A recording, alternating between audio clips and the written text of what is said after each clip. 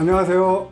오늘은 아직까지 이렇게 많이 알려지지 않은 아주 좀 특별한 소식을 좀 전해드릴게요. 뭐 아시는 분들도 있을 것 같은데 그렇게 많지 않을 것 같아요.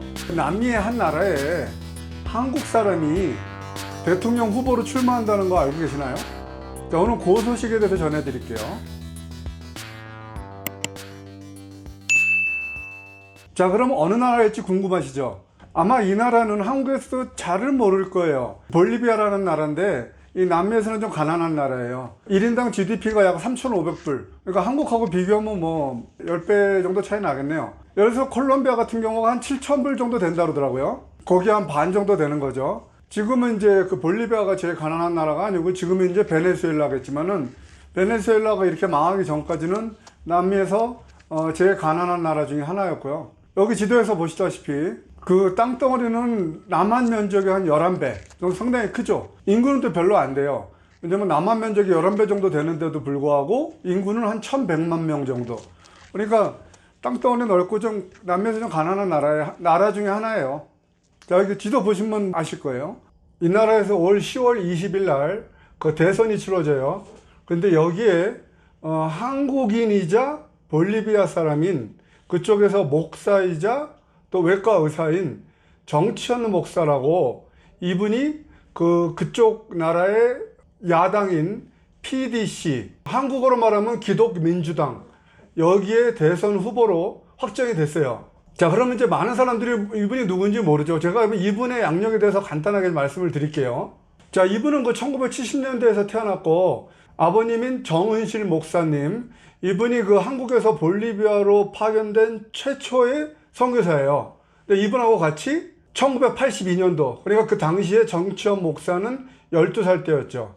그때 이제 볼리비아로 넘어가서 이제 아버님이 거기서 많이 좋은 일을 많이 하셨나 봐요. 선교 활동도 하시고 또 기독교 대학도 세워가지고 그쪽에서 배출된 애들이 뭐 정계, 재계에도 많이 나가 있고 또 가난한 사람도 도와주고 굉장히 좋은 이미지를 가지고 있고, 또 이분도 또한 목사이고 외과 의사이면서 그런 그 사회적인 봉사활동을 계속 하고 있었죠. 근데 이제 원래 기독민주당 PDC의 원래 확정된 후보는 볼리비아 전 대통령이었던 하이메 사모라였는데, 이분이 나이도 좀 많고 갑자기 병이 악화가 됐대요.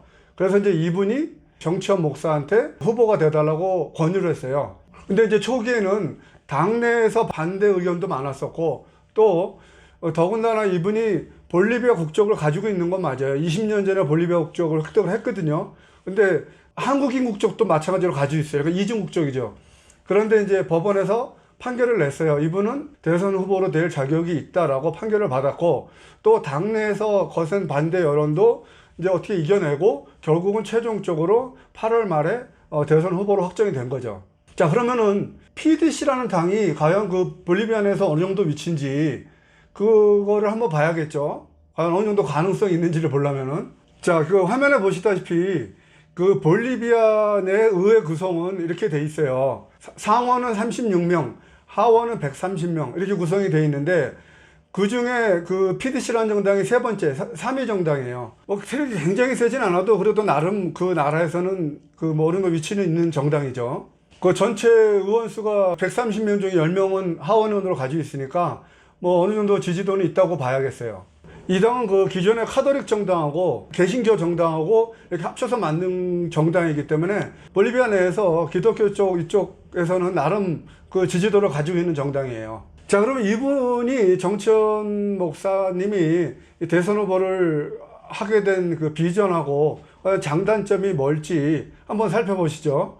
그러면 일단 첫째, 이분이 이제 대선 후보로 나오게 결심을 한 거는 지금 현 대통령이 지금 4선을 지금 도전하고 있거든요.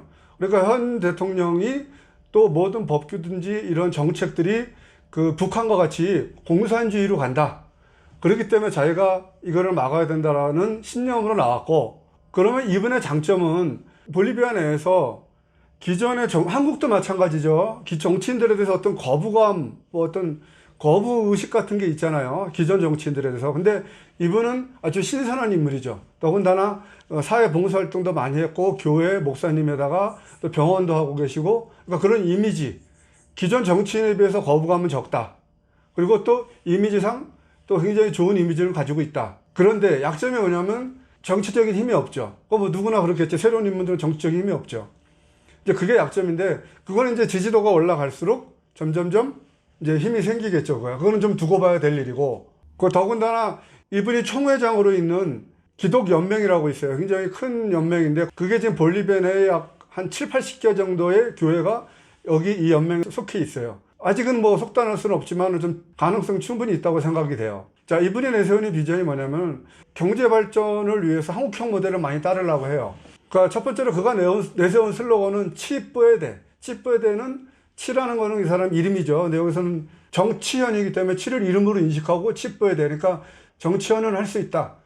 라는 그 슬로건을 내세웠어요. 근데 그게 뭐냐면, 슬로건이 뭐냐면, 이분이 또 외과 의사니까, 자, 내가 볼리비아에 썩어서 골마 터진 것을 외과 의사처럼 내가 깨끗하게 치료를 하겠다라는 그런 그 슬로건 내에서 포함이 돼 있어요. 그러니까 그런 슬로건을 내세우면서 이분이 제시하는 비전은 첫 번째로 한국형 경제발전 모델을 따르겠다. 왜냐하면 한국을 봐라. 한국에는 기름 한 방울 안 난다. 또 더군다나 일제 식민지 36년을 겪었다. 또 주변 강대국 속에서 있다. 또 전쟁을 3년 6개월 동안 겪었다. 그런 가운데서도 단기간에 세계 10위권화의 경제 대국으로 될 수 있었던 요인이 뭐냐? 바로 정신개조다. 의식의 변화다. 의식의 변화. 그러니까 자기는 한국형 모델을 따라서, 그러니까 즉 옛날에 새마을운동 비슷한 식으로 하겠다는 얘기예요. 그 모델을 따라서 자기가 경제 발전을 이루어서 그 볼리비아를 상업의 중심 나라, 그러니까 파나마와 같은 상업 중심 나라로 자기가 임기 내에 키우겠다.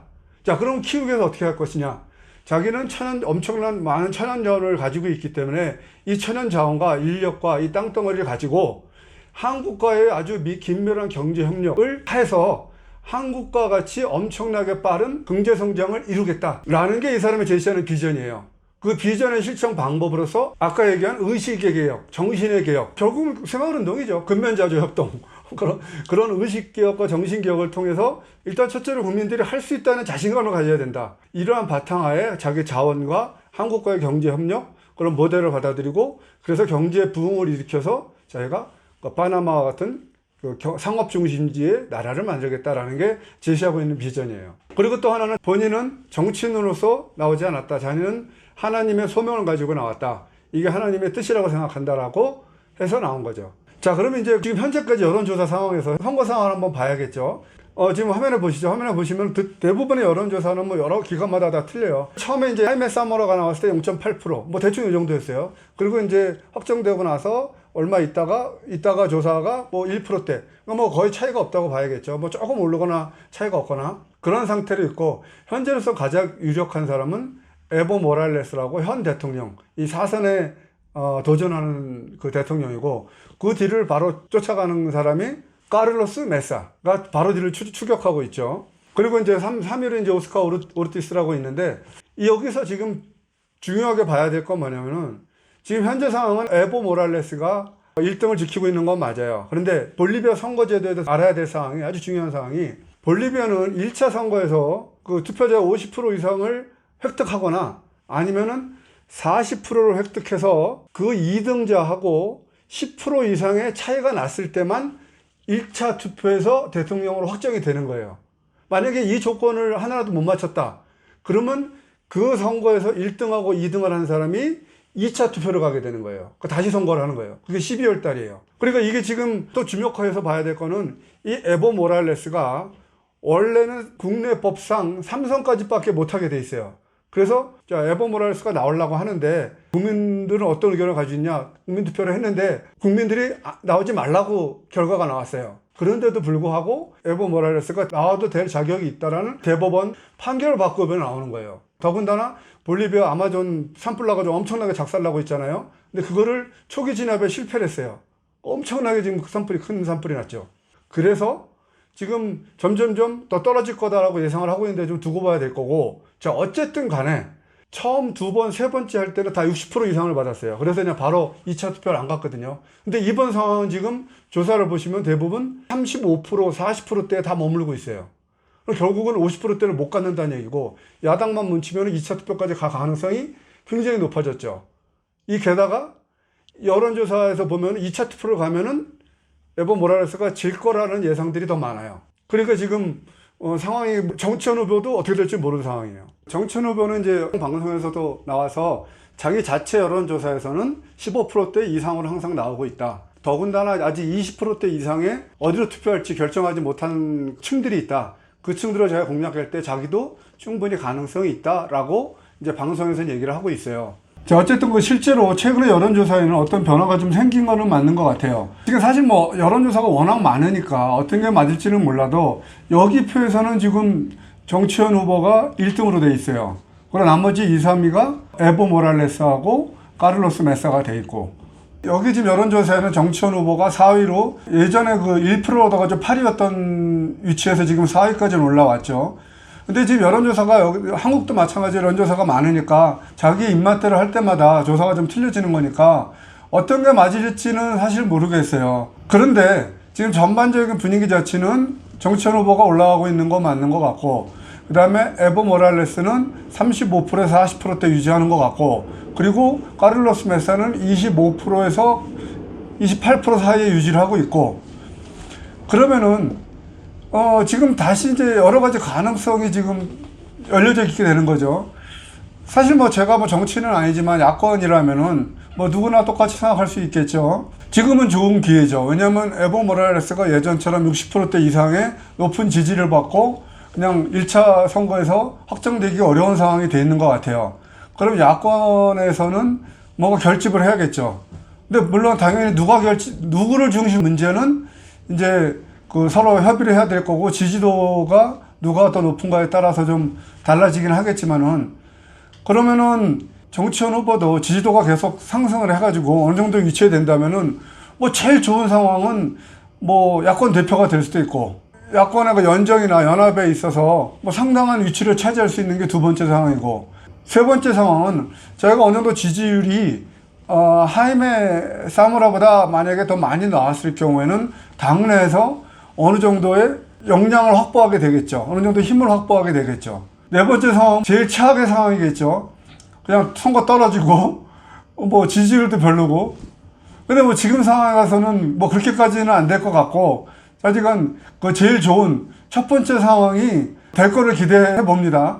누가 대통령이 되느냐에 따라서 그 나라의 경제가 뭐 상당한 영향을 미치겠죠. 정치현 후보는 한국하고의 더 밀접한 경제 협력을 통해서 볼리비아 경제가 훨씬 더 빠르게 발전할 수 있을 거라고 저는 믿어요.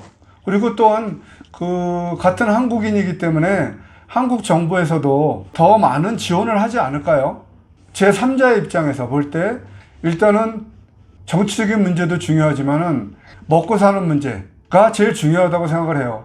그 경제죠. 경제를 일으킬 수 있는 가장 적임자, 경제를 가장 빠르게 일으킬 수 있는 적임자가 누군지 그를 잘 생각해서 현명한 선택이 되길 바랄게요. 그럼 여기까지 영상 마치겠습니다. 구독, 좋아요 잊지 마시고 안녕히 계세요.